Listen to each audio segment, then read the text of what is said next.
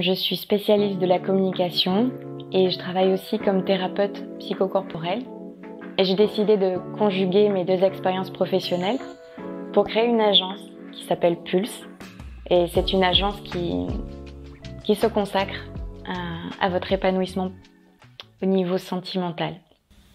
La troisième raison la plus fréquente qui peut faire que vous n'êtes pas vraiment prêt à vivre une relation constructive, c'est tout simplement parce que vous êtes déjà embourbé dans une relation qui mène à rien et qui entame vos forces. Enfin, ça peut être une relation qui n'est pas encore concrétisée.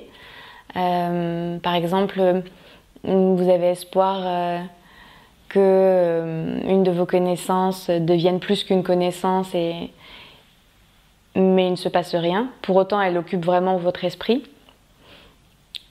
Ou vous restez encore très attaché à une relation qui s'est terminée. Vous êtes encore attaché à un ex, une ex. Et tout ça, que vous en ayez conscience ou pas, ça fait que, au fond, vous n'êtes pas vraiment réceptif à ce qui peut se passer dans votre vie et à d'autres rencontres qui pourraient être favorables. Donc ça, c'est la première chose qui peut représenter un frein. Ensuite, il existe des relations aussi qu'on vit véritablement, mais qui ne sont pas constructives pour nous. Notamment les relations sans réciprocité. Vous sentez bien que vous investissez, vous portez la relation à bout de bras, mais que l'autre n'y est pas vraiment. Pour autant, vous persévérez, alors vous trouvez tout plein de bonnes raisons pour persévérer.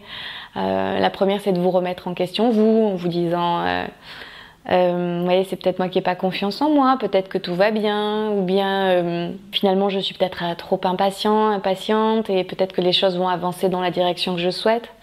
Mais tout ça, au fond de vous, vous savez que c'est faux.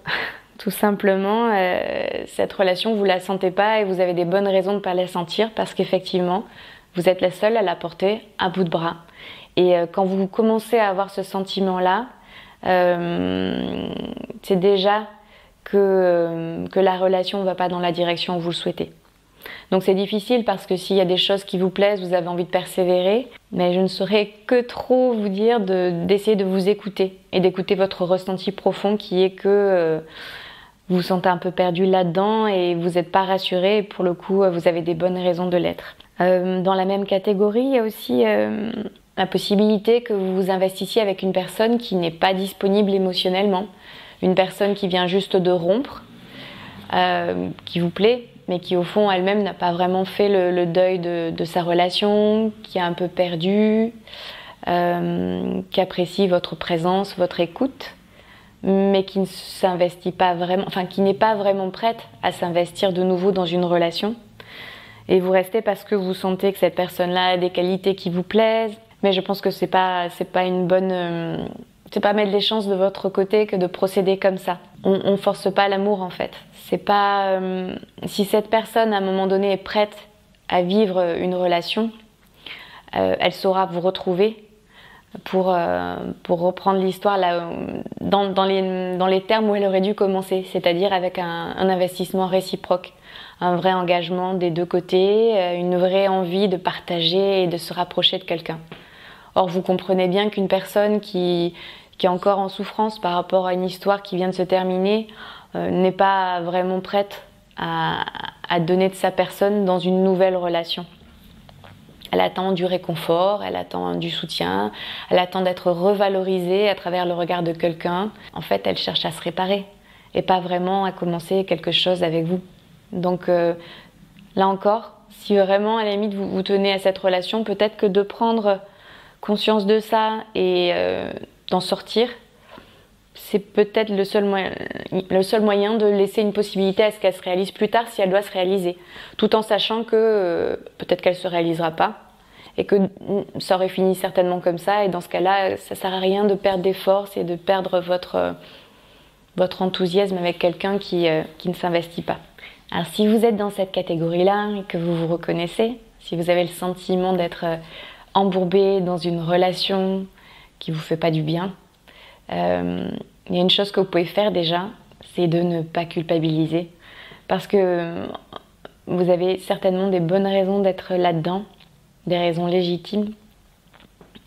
Je vais vous en parler ensuite. Mais si vous culpabilisez, vous allez que rajouter du poids sur votre relation, dans votre vie, et ça va encore atteindre vos forces et vous serez encore plus embourbé. Donc optez pas pour la culpabilité, faites-vous ce cadeau-là. Par contre, c'est vrai que vous pouvez vous dire que peut-être que si vous êtes dans cette situation-là encore, alors que vous sentez que vous n'avez pas ce que vous voulez et que vous ne vous respectez pas vraiment dans cette relation, peut-être que vous le faites justement parce que dans la vie, par moment, on a besoin d'expérimenter des choses qui ne nous conviennent pas pour sentir nos limites, pour sentir enfin le point où on va se dire non, là c'est moi d'abord et puis tant pis, ouais, je sais pas ce qui m'attend demain, mais tant pis, je lâche ça, ça me ressemble vraiment pas. Et peut-être que vous avez besoin d'aller le sentir, ce point-là, en fait, pour mieux vous connaître, pour mieux savoir ce que vous attendez en amour, pour apprendre à donner plus d'importance à votre ressenti, à ce qui compte pour vous, pour apprendre à donner votre confiance à des personnes qui le méritent vraiment. Donc dites-vous que c'est une expérience et qu'il y a un moment donné où vous allez pouvoir sortir de là.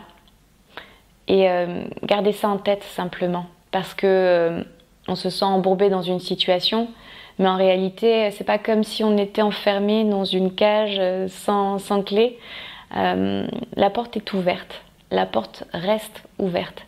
Et ces relations où vous perdez beaucoup de force, en fin de compte, elles peuvent vous amener à vous perdre vous-même. Donc, qu'est-ce qui est plus grave que de vous perdre vous-même ?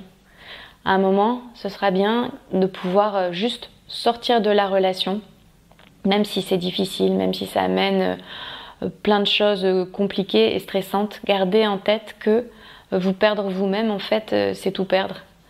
Donc peut-être que quand vous aurez touché ce point-là, vous arriverez à en sortir et par contre, vous perdrez plus. Voilà. Et parfois, on a besoin de vivre ça aussi. Donc lâchez la culpabilité. Et encore une fois aussi, n'hésitez pas à appeler à l'aide si vous avez besoin de quelqu'un qui prenne un peu de recul.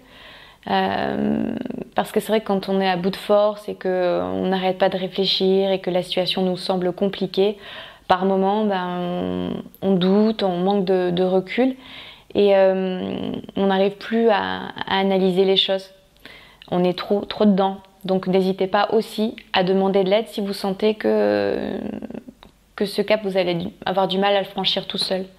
Pourquoi ? Parce que non, n'imaginez pas que en sortant chez vous un matin, vous rencontrerez par hasard la personne merveilleuse que vous attendez depuis si longtemps et que c'est elle qui va faire tout le travail de vous sortir de cette mauvaise relation pour vous dérouler sur un tapis une relation extraordinaire. Non, parce que c'est à vous déjà de vous aimer suffisamment pour vous mettre dans une situation où vous serez suffisamment bien pour être réceptif à quelque chose qui pourrait être bon pour vous.